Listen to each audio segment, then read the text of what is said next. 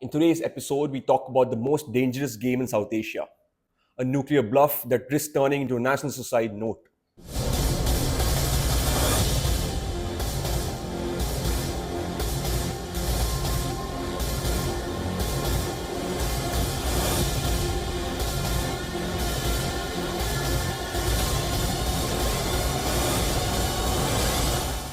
The rhetoric is back, loud, reckless, and dangerously predictable. As tensions rise, Pakistan has once again threatened nuclear retaliation, issuing a statement about using the full spectrum of power if India strikes. This is not strategy, this is desperation. Let us imagine for a moment the doomsday scenario. In a fatal miscalculation, Pakistan authorizes a nuclear strike, missiles are launched, the sky tears open. What meets those missiles is India's formidable shield. First, the Prithvi Air Defense, a high altitude interceptor designed to neutralize incoming ballistic missiles outside the atmosphere. Then comes India's advanced air defense system, striking down threat in the lower atmosphere, followed by the Akash missile system, which targets aerial threats with a 30-kilometer radius. And standing tall above all, Russia's S-400, a versatile beast capable of intercepting both cruise and ballistic missiles. But missile defense is only half the story. India is one of just 4 nations on Earth with a fully operational nuclear triad: land, air, and sea. Even if Pakistan were to strike first, India's second strike capability is guaranteed.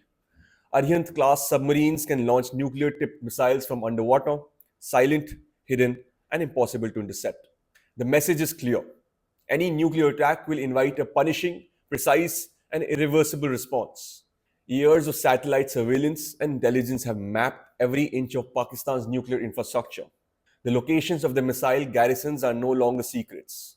Akro, Gujranwala, Khuzdar, Pano Akwil, Sargodha, each one tracked, studied, and factored into India's strategic response plans. Nuclear-capable bombers stationed at Minhas, Masroor, Shahbad, and Rafiki airbases monitored, marked, and if necessary, neutralized. Let's not forget, this isn't the first time Pakistan has tried to use nukes to shield aggression. In 1999, during the Kargil War, Pakistan's generals believed nuclear blackmail would deter India. What followed instead was a swift, coordinated counterattack by the Indian Army.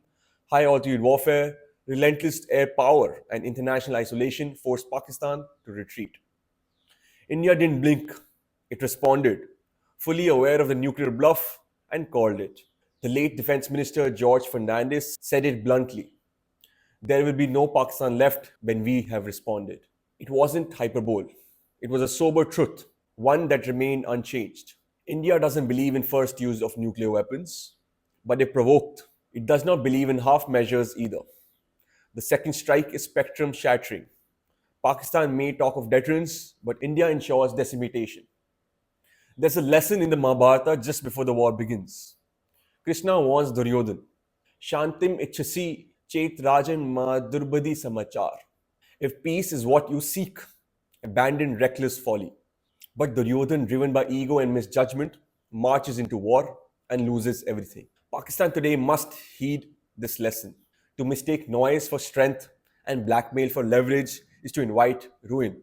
India's doctrine is rooted in maturity. It does not rattle sabers for attention, but make no mistake, it is ready.